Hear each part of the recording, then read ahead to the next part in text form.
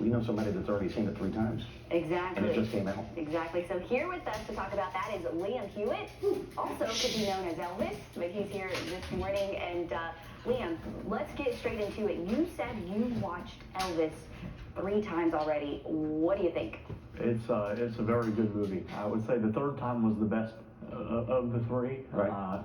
Because it's just such a big career Elvis had. He had like a really long. He started out, in the 50s, and it went all the way till 77, and that whole career pulled into a 2.5-hour movie is just amazing. They had to do so much, and they did a really good job of it. So much larger than life. Liam, you're from Augusta, but you've been pretty much all around the country doing competitions. I have. So you're in your 20s. How did all this start? Well, I heard Elvis on the radio when I was about 14. I didn't grow up listening to his music, and it just kind of started from there.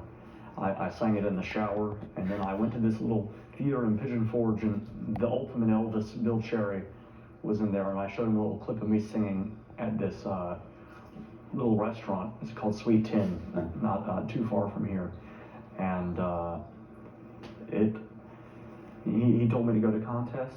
And I went to the contest, and I got top 10 the first time I ever competed. And then I went back 1 year later to Tupelo, where Elvis was born, and I got second place and fan favorite in the Tupelo Ultimate Elvis competition. Wow. So tell us a little bit about what these competitions entail. What do you have to do? Well, you have to, first off, you have to sound like Elvis. You have to have your hair, your sideburns right. The sideburn length has to be right. You can't have 50 sideburns when you're singing 70s Elvis, and you can't be dressed in a 50s like suit when you're singing the 70s Elvis. You have to be very specific with what you're singing, timeline-wise, in the jumpsuit, what jumpsuit you're in, and all sorts of things. I mean, it matters how much you move your little finger on the stage. And vocally, I mean, you're not even trying right now. This is how you sound. It is. Yeah, sir. You came through. So now, you said the costuming. The tailor that makes your costumes is the same guy that used to make Elvis's.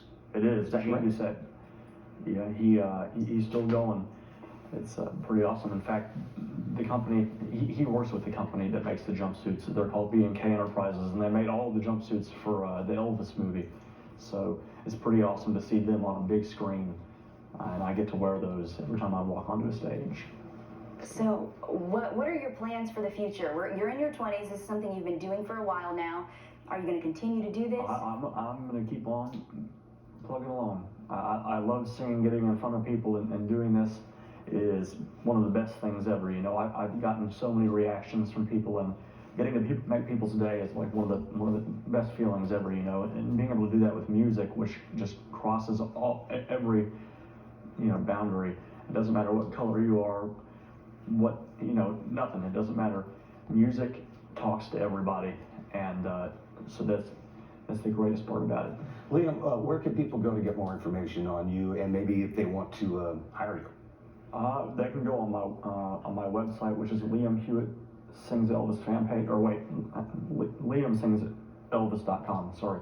And then I have a fan page on Facebook, which is Liam Hewitt Sings Elvis fan page.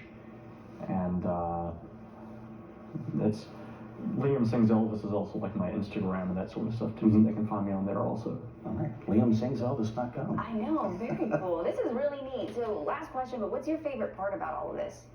Probably just being able to honor such an amazing entertainer, and do my little part in keeping his legacy alive.